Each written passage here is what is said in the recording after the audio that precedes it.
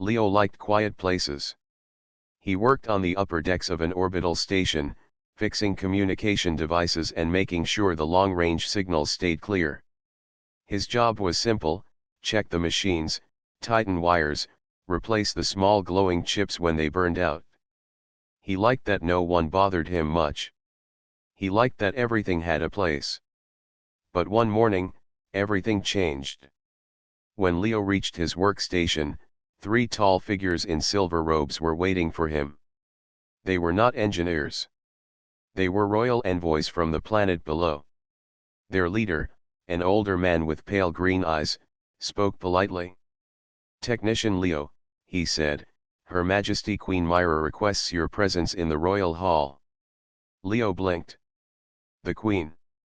"Yes," the envoy said calmly, "it is a matter of great importance." Leo had never met the Queen. He only knew that she ruled the peaceful blue-green world beneath the station. She had lost her husband 6 months ago in a terrible accident, and the whole planet mourned for weeks. Leo thought it was sad, but it had nothing to do with him. Or so he believed. The envoys guided him down to the surface in a smooth crystal shuttle. The planet was beautiful, rich teal blue oceans and silver forests. The palace itself was built of white stone that shimmered in the sun. Birds with long tails glided overhead. Everything looked quiet and perfect, but Leo's stomach twisted. Why would a queen call for a man who only fixed machines? Inside the royal hall, sunlight poured through tall windows. Queen Myra sat on a throne that looked carved from glass, but her expression was warm, not cold. She was graceful, wearing a flowing robe of deep blue with threads of gold. Her crown was simple, almost modest, but it suited her. Leo bowed awkwardly. "Your Majesty, I think you have the wrong person." Myra smiled slightly. "On the contrary, I have chosen you." "Chosen me? For what?" Leo asked, his voice almost shaking. The Queen rose from her throne and walked closer. Her voice was calm but serious. "My people require their queen to remain bonded. Without a bond, rival nobles may try to weaken the throne. I need a partner. A temporary one." Leo frowned, not understanding. "You mean, a symbolic husband?" "Yes," Myra said. "Only for a short time. Just until the council accepts stability again. After that, you may return to your life above the clouds." Leo's head spun. "Your Majesty, I'm just a technician. I fix machines. I don't know anything about royal life. Surely you have plenty of people here to choose from." "I do not," Myra said softly. "Everyone in my court has an agenda. Everyone wants power. I need someone who has no ambition to rule, someone honest." Her dark eyes held his, steady and searching. "That is why I chose you." Leo rubbed his neck, unsure if this was some strange dream. "And if I say no?" "Then I face political unrest," Myra admitted. "The council will demand I choose another. But I will have to choose one of them. And that is dangerous." Her voice carried no anger, no command, only quiet concern. Leo thought about it. He had come to the station for a simple life, not to become part of royal politics. Yet the Queen looked tired, almost lonely. She wasn't asking for love. She was asking for help. "All right," Leo said finally, still confused. "If it's really temporary, I'll do it. Just tell me what I have to do." Myra's smile was small, but real. "Thank you, Leo. You will stand beside me in ceremonies. You will wear our royal colors. You will greet the council as my consort. That is all." "That's all," Leo repeated, trying to sound brave.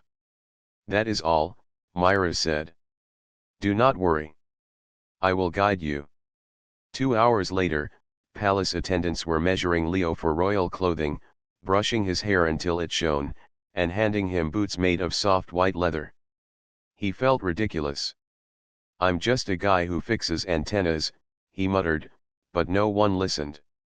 That evening, he stood next to Queen Myra in the great hall during a small gathering of nobles.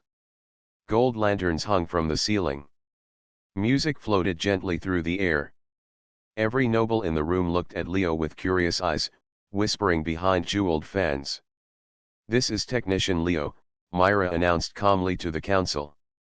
"He has agreed to stand as my bonded consort during this period of mourning."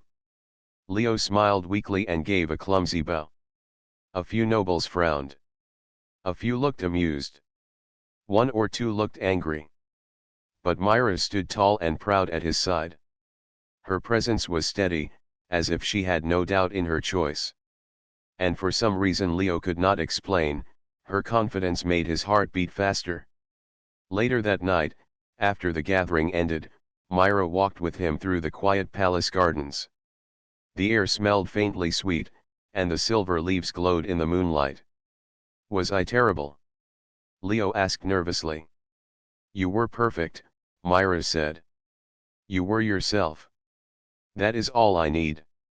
Leo wasn't sure what he had stepped into. But for the first time, he wondered if this temporary arrangement would really be as simple as it sounded. Leo woke early the next morning to the sound of soft bells ringing somewhere in the palace. He sat up on the huge bed in his guest chamber, confused for a moment.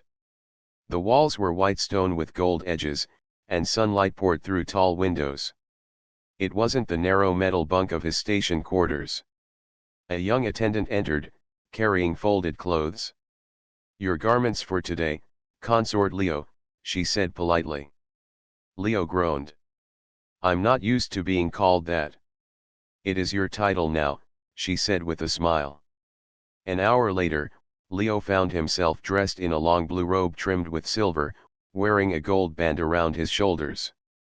When he caught his reflection in the mirror, he laughed under his breath. "I look like a walking curtain," he muttered. But there was no time to argue. Queen Myra had called him to attend her morning council meeting.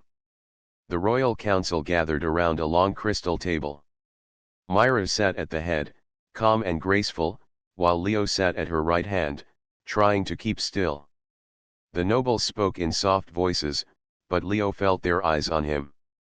"This is very unusual," one older noblewoman whispered. "A human technician as consort." "It is temporary," Myra said smoothly, without looking up. "Leo is here because I trust him." Leo cleared his throat. Yes. Just temporary." He hoped they believed it, though he could feel the room's tension. After the meeting, Myra led Leo to a quieter hall lined with tall windows. "You did well," she said softly. "I just sat there and tried not to sneeze," Leo replied. "That is exactly what I wanted." Myra gave him a rare laugh, light and musical. "But you will need to learn more than sitting. The council will watch you closely. They will test you, even with small things." "Like what?" Leo asked. "Like walking without tripping over your robe," Myra teased. Over the next days, Myra personally taught him how to greet nobles, how to bow correctly, and even how to hold a ceremonial staff during official events. Leo tried his best, but sometimes his human habits showed through. He spoke too casually. He forgot the exact order of greetings. He called the royal advisor sir instead of using the proper title Elder of the Sapphire Ring. But instead of getting angry, Myra guided him with patience. Sometimes she even laughed when he made mistakes, which surprised Leo. He hadn't expected a queen to laugh so easily. During one evening dinner with visiting diplomats, Leo accidentally dropped his ornate spoon onto the polished floor. The sharp clatter made the whole table go silent. Everyone stared. Myra calmly picked up her own spoon and set it down on purpose, making the same sound. "There," she said gently. "It's just a spoon." The tension broke, and even the diplomats chuckled. After that, Leo noticed Myra's kindness more and more. She didn't act proud, even though she was queen. She listened to people, even the servants who carried trays through the halls. She remembered everyone's name. One afternoon, while walking in the garden, Leo asked, "Why do you do all this yourself? Couldn't you make someone else teach me?" Myra looked at him with soft eyes. "Because if you are to stand by my side, I should be the one to prepare you. You are helping me. I owe you at least that much." Leo didn't know what to say. He had agreed to this bond to help her politically, but the more time he spent with her, the more he wondered if he was the one receiving help in seeing the world differently. That evening, there was a small public gathering in the palace courtyard. Lanterns glowed in the warm air as music played. Myra introduced Leo again, this time to local leaders and artists. People bowed politely, but Leo could still feel their curiosity. He caught whispers, "Why him? He seems ordinary." Perhaps that's the point. Despite his nerves, Leo followed Myra's instructions perfectly. He greeted each guest calmly, bowed when needed, and even remembered to use the right titles. Myra glanced at him with pride more than once. Later, as the crowd thinned and the music softened, Myra walked beside Leo under the lantern light. "You are learning quickly," she said. "Or maybe I just had a good teacher," Leo replied. For a moment, neither spoke. The night air was warm, and the sound of distant waves from the palace shore filled the silence. Myra looked out toward the dark horizon. "It has been a long time since I smiled like this," she said quietly. Leo looked at her, surprised. "You're the queen. Doesn't everyone do everything to make you happy?" Myra shook her head gently. "They try to please the crown, not me." That simple answer stayed with Leo long after he returned to his guest chamber. This was supposed to be temporary, just a favor, just a way to help her throne stay steady. But he couldn't ignore the feeling growing inside him that Queen Myra wasn't just a ruler who needed him for ceremony. She was a person, someone real, someone lonely, who somehow trusted him more than anyone else. And for reasons he couldn't explain, Leo didn't mind.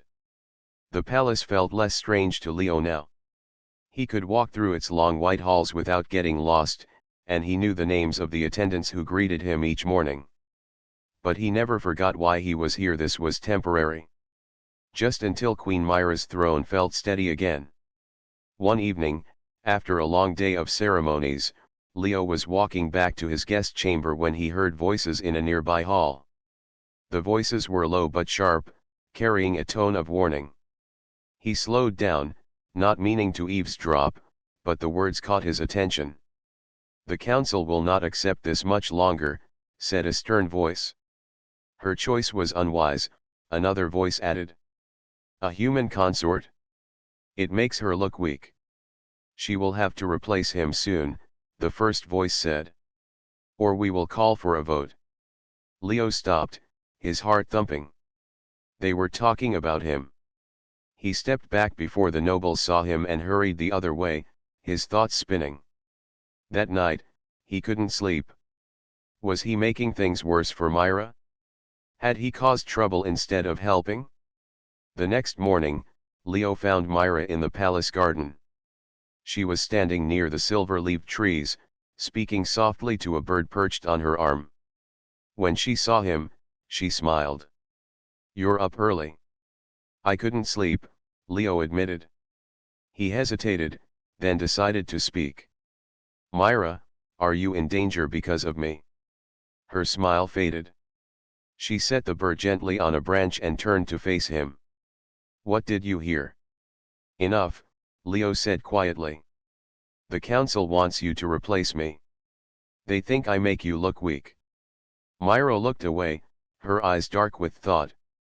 "It is not you," she said softly. "It is their fear. They do not want me to rule alone, but they also do not want me to choose someone they cannot control." "Then why not choose someone from your own people?" Leo asked. "Someone the council would accept."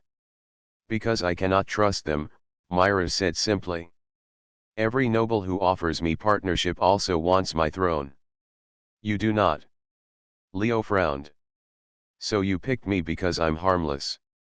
Myra shook her head gently. No, Leo. I picked you because you are honest.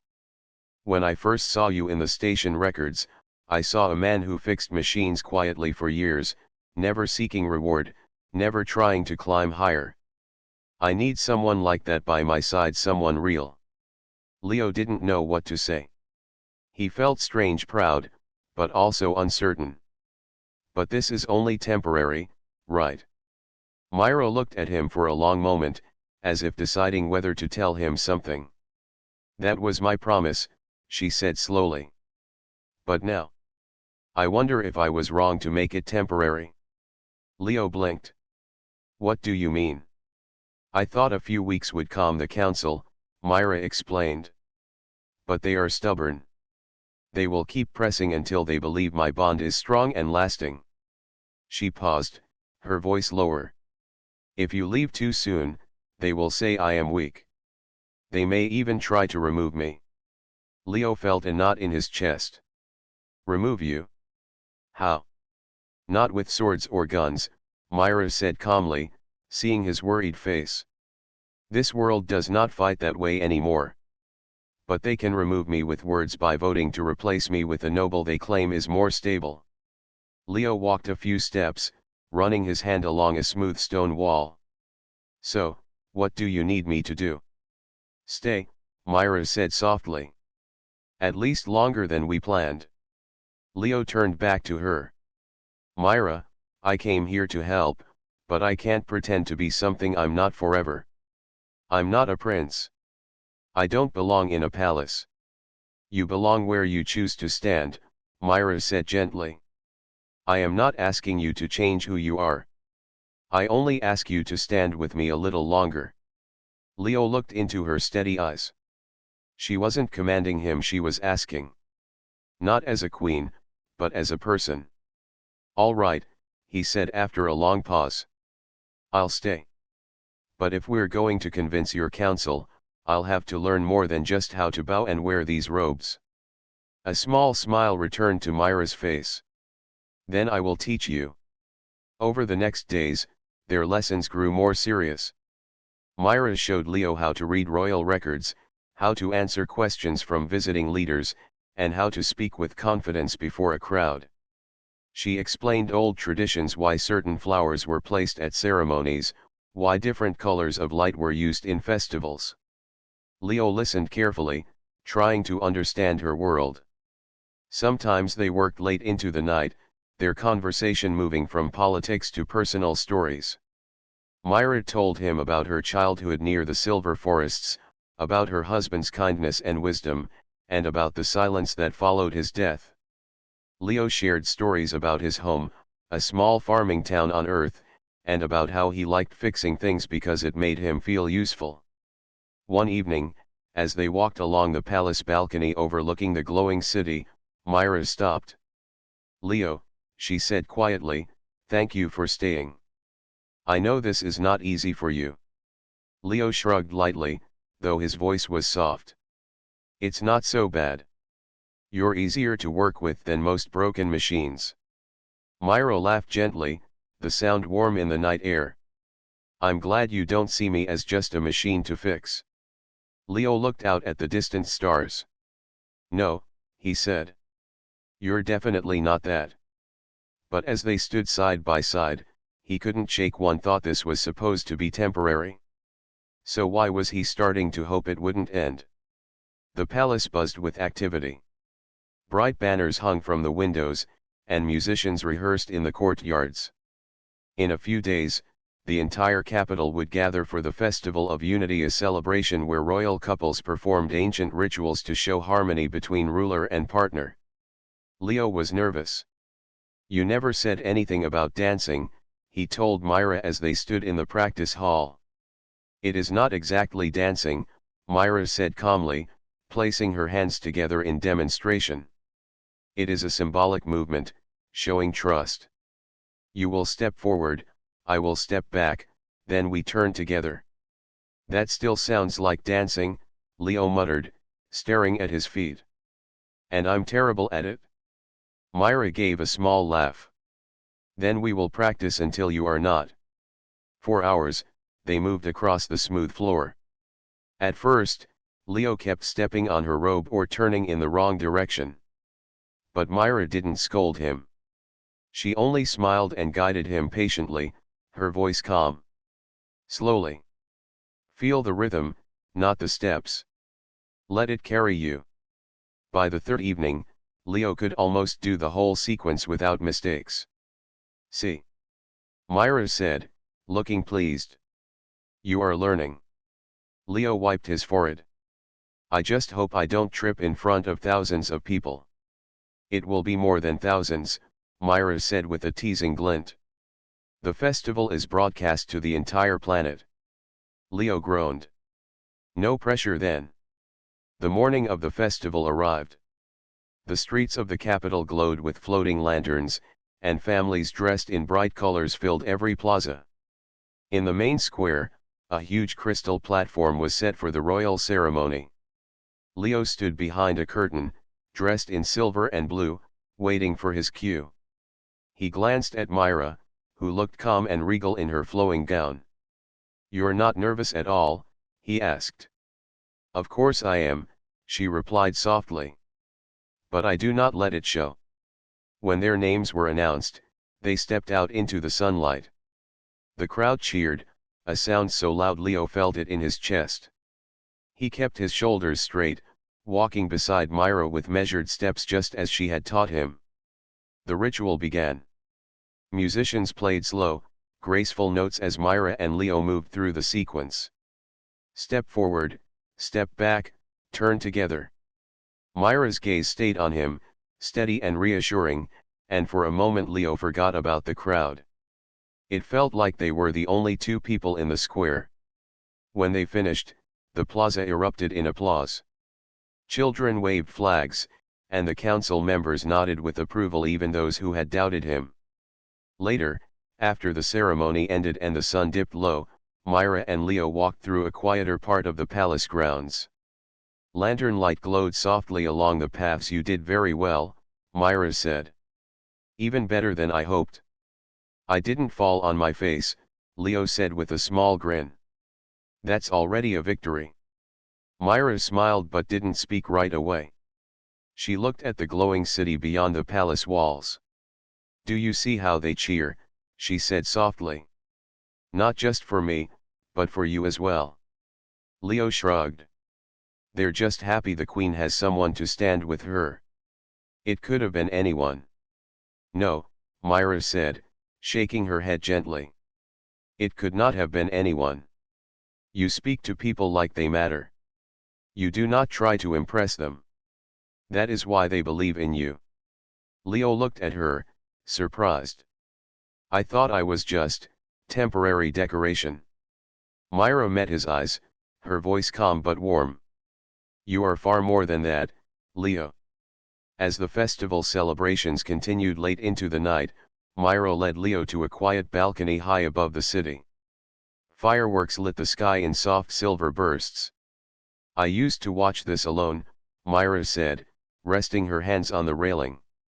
Even when my husband was alive, he was often too busy to stand here with me. Leo leaned against the railing beside her. It's beautiful, he said. And peaceful. You'd never guess there are nobles plotting in the background.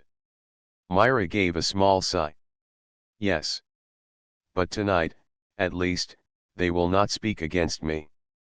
They saw us move together. They saw we are united. And that's all they needed. Leo asked. For now, Myra said. But they will ask for more proof soon. They always do. Leo frowned. So the festival didn't fix everything. It bought us time, Myra said softly. Then she glanced at him, her expression softer than usual. And it showed me something I had not expected. What's that? Leo asked. That I enjoy having you here, Myra admitted. Not just for politics. For me. Leo hesitated, unsure how to answer. His heart beat faster, though he didn't understand why. I'm glad to help, he said finally, though it felt like a small answer to something big. Myra smiled faintly and turned back to the fireworks. Then help me a little longer, Leo. Please. Leo looked at her profile in the silver light. He had told himself over and over this was temporary, but now he wasn't so sure. Something about the way she said please made it sound less like a queen giving an order and more like a friend asking for company. As the last firework faded into the night sky, Leo realized he wasn't thinking about leaving anymore. He was thinking about what came next. The palace quieted after the Festival of Unity, but Leo noticed the council had grown more watchful. They no longer whispered openly, yet their eyes followed him during meetings. One afternoon, Myra called Leo to her private study. The tall windows were open, letting in the soft breeze from the sea below. She stood by a table covered with reports and sealed messages. They want proof, Myra said simply. Proof of what? Leo asked. That our bond is lasting, she explained. The council thinks the festival performance was only for show. They say I must give them a clear sign of commitment. Leo sighed. I told you this would get complicated. Myra gave him a small smile. You did warn me. But we cannot let them see any weakness. If they believe this bond is false, they may force me to choose another consort, someone from their side. Leo rubbed the back of his neck. So, what do we do? Myra gestured toward the messages. They want a formal ceremony to seal our bond. Something that shows the whole planet we are united. I was thinking of a traditional oath, but I suspect that will not be enough for them. Leo walked to the window and looked out at the glittering city. If you give them exactly what they expect, they'll just keep asking for more, he said thoughtfully. We need to do something different. Something that makes it impossible for them to question us. Myra tilted her head. You sound as if you have an idea. Leo hesitated, then spoke slowly. On Earth, when two nations wanted to show friendship, they sometimes built a monument together. Something visible, something everyone could see. What if we did that? A symbol of unity powered by both human and alien technology. Myra's eyes lit with interest. What kind of symbol? Leo thought for a moment. A beacon. A tower of light that shines over the capital. It could broadcast a message of peace and partnership. If we build it together, no one can claim our bond isn't real. Myra smiled softly. That is brilliant. The next days were filled with work. Leo spent long hours in the palace workshop, drawing plans and gathering materials. He used his knowledge of human engineering to design the beacon's power core, while Myra arranged for skilled workers to help shape the tower's crystal frame. Sometimes Myra joined him in the workshop, wearing simple robes instead of her royal gown. She asked questions, held tools steady, and even laughed when Leo smudged grease on his own face. You are not afraid to get your hands dirty, Leo said one evening as they checked the beacon's wiring. A queen should understand how her world works, Myra replied. And I enjoy building things. My husband was the same.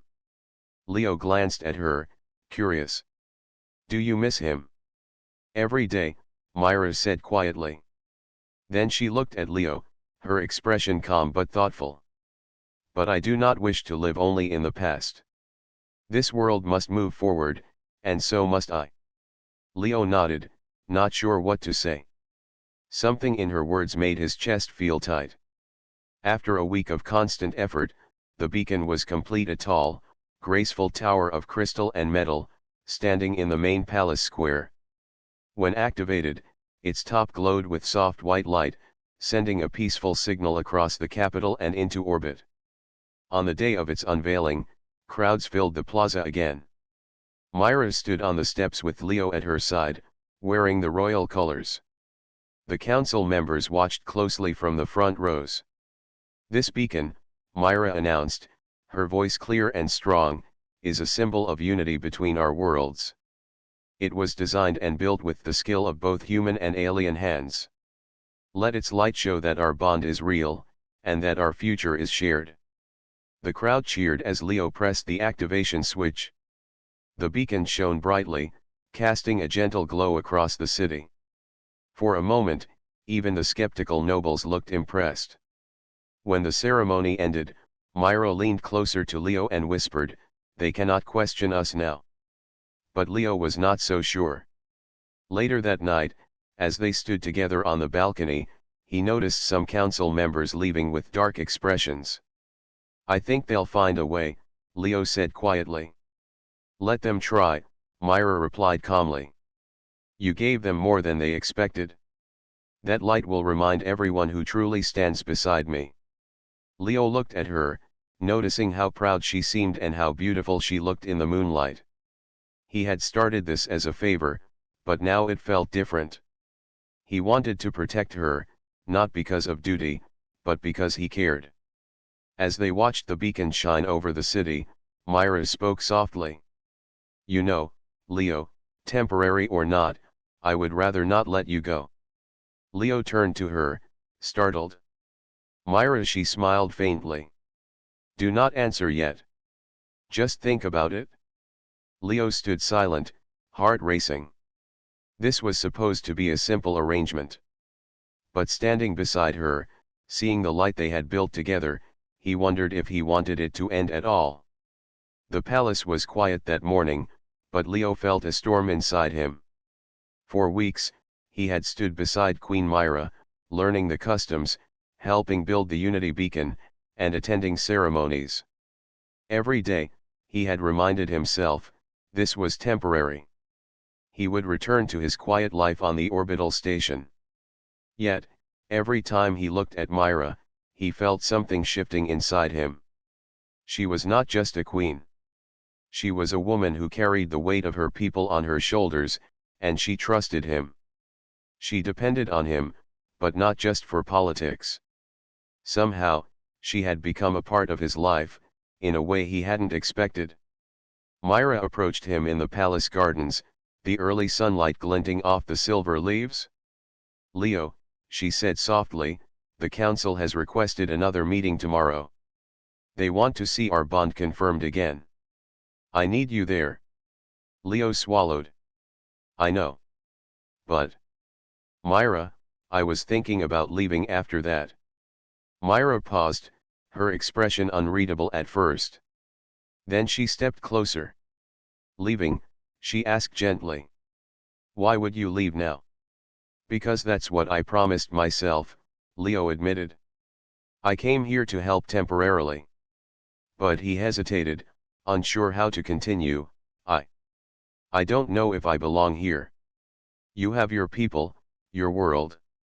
I'm just, me." Myra reached out and touched his hand lightly. "Leo, you are not just you. You are someone who has stood beside me when it mattered most. Someone who has helped me and my people in ways no one else could. That is more than anyone expected from a human technician." Leo looked down at their hands. Her touch was warm, steady, and comforting. He wanted to speak, to tell her everything he felt, but the words caught in his throat. "Leo," Myra said softly, lifting his chin so he would meet her eyes, "I do not want you to leave. Not because you are obligated, but because I need you here. You are more than a temporary consort to me now." Leo's heart raced. "Myra." He stopped, unsure if he was ready to admit what he felt. She smiled faintly, encouraging him. "It is okay. You do not have to speak yet. I only want you to consider staying not for duty, but because you choose to." That evening, Leo walked alone in the palace corridors, thinking. He remembered the first day he arrived, thinking he would just help for a few weeks. He remembered the festival, the beacon, the council's scrutiny. And he remembered the small, quiet moments, the times Myra laughed at his mistakes, the times she trusted him with her thoughts, the evenings they spent talking in the garden. He realized he had grown attached to her world, and more importantly, to her. The thought frightened him. What if he stayed and it didn't work? What if he failed her? But another thought warmed him, what if he stayed and it did work? What if he became someone she could rely on, not out of duty, but out of choice? The next day, the council gathered again. Leo stood beside Myra as she presented the Unity beacon and explained their work. He answered questions with confidence, using the knowledge he had gained from Myra's lessons. For the first time, he did not feel out of place. He felt like he belonged. After the meeting, Myra led him back to the balcony overlooking the palace gardens. The air was soft with the scent of blooming silver flowers.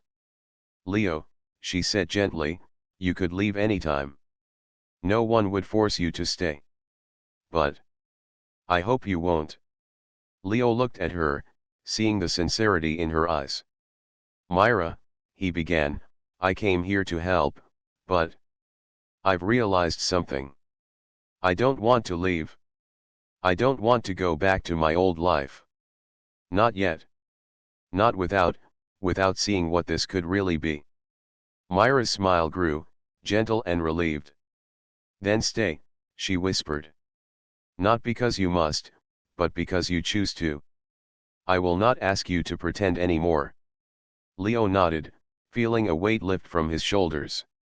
He realized that this choice was no longer about duty or politics. It was about heart.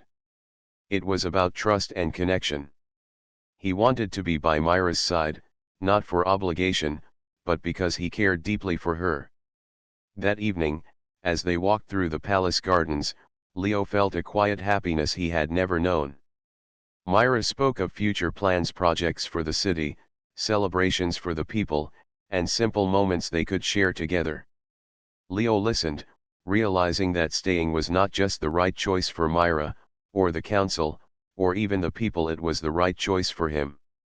And for the first time, he felt certain that this temporary bond might become something far more meaningful. As the moon rose over the palace, casting silver light across the gardens, Leo silently promised himself that he would stay. Not because he had to, but because he wanted to. And Myra, walking beside him with calm confidence and quiet warmth, seemed to know that their bond had finally moved beyond ceremony and politics. For the first time, Leo felt truly at home. The morning sun bathed the palace in a soft golden light. Leo stood at the balcony, looking out over the city below. The Unity beacon glowed faintly in the distance, a reminder of everything he and Myra had accomplished together. He took a deep breath. Today was different. Today, he would no longer think in terms of duty or ceremony. Today, he would make a choice for himself. Myra appeared at his side, her calm presence grounding him. She wore a simple gown of deep teal, her hair catching the sunlight. She didn't speak at first, only letting him feel her quiet strength. Leo turned to her. "Myra, I've thought about this for a long time," he said. "I could go back to my life on the station, pretend nothing has changed. But I don't want to. I want to stay." Myra's eyes softened. "Leo," she whispered, a small smile forming on her lips. "I don't want to be your temporary consort," he continued. "I want to be here because I care, because I choose to be. Not because I have to." Myra reached out, taking his hand. Her touch was warm, steady, and full of unspoken relief. That is all I have ever wanted," she said softly. "Not duty. Not ceremony. Just you." The council gathered later that day, expecting Leo to announce that he would leave. Instead, Myra spoke first. "The Unity beacon shines not only as a symbol of technology and cooperation but also as a symbol of trust between two worlds. And it is real. It is honest. And it is lasting." Leo stepped forward, feeling a calm certainty he had never felt before. "I choose to stay," he said clearly. "Not because anyone asked me to. Not because it is convenient. I choose to stay because I care for Myra, and I want to help her and her people. I want to be here." There was a brief silence in the council chamber. The nobles exchanged glances, uncertain how to respond. Then, slowly, the eldest council member bowed. "Then it is accepted," he said. "If both parties agree, no further objection can be made. Your bond is confirmed." Relief washed over Leo. He glanced at Myra, whose smile was full of quiet joy. "We did it," she whispered, though the council was still watching. That evening, Leo and Myra walked through the palace gardens together. Lanterns glowed softly, and the gentle wind carried the scent of silver-leaved flowers. For the first time, there was no ceremony, no pressure, no political expectation. Just the two of them. "I never imagined this would happen," Leo admitted. "I thought I would help temporarily, then return to fixing machines in the station." Myra laughed softly. "Neither did I. But perhaps that is the beauty of life. Sometimes, the unexpected becomes the most important." Leo looked around at the gardens, at the glowing lanterns and quiet fountains. "I feel at home here. With you." "And I with you," Myra replied. "Not because tradition demands it, not because duty requires it. But because I want you here. And you chose to be." Leo squeezed her hand gently. "It's strange," he said. "I never thought being a consort could feel so real. So right." Myra smiled, leaning slightly closer. "It is not the title that matters. It is the bond, the trust, the care. That is what lasts. That is what matters." They walked in silence for a while, simply enjoying the peace around them. For the first time, Leo didn't feel the weight of being temporary. He felt steady, secure, and connected. Later, as the stars began to twinkle above the palace, Myra stopped and looked up. "Leo," she said softly, "promise me something." "Anything," he replied. "Promise me that whatever comes next, we will face it together," she said. "Not because we have to, but because we choose to. Together." Leo nodded firmly. "I promise." Myra smiled, resting her head lightly on his shoulder. The palace gardens glowed around them, silver leaves reflecting the soft light of lanterns and stars. Leo felt a quiet happiness settle in his chest, a happiness he hadn't known he was capable of feeling. For the first time, the future felt open, bright, and full of possibilities. Leo knew challenges would come, as they always did. But he also knew something else: he would face them with Myra, by choice, as her partner and friend. The night grew calm. The city slept, the beacon continued to glow, and Leo finally understood what it meant to belong somewhere, not just physically, but in heart and purpose. And Myra, walking beside him, held his hand just a little tighter, as if to say that she, too, had chosen this path not out of obligation, but out of love. Together, they looked out over the kingdom, ready for whatever tomorrow might bring. For Leo, there was no turning back. And he didn't want to.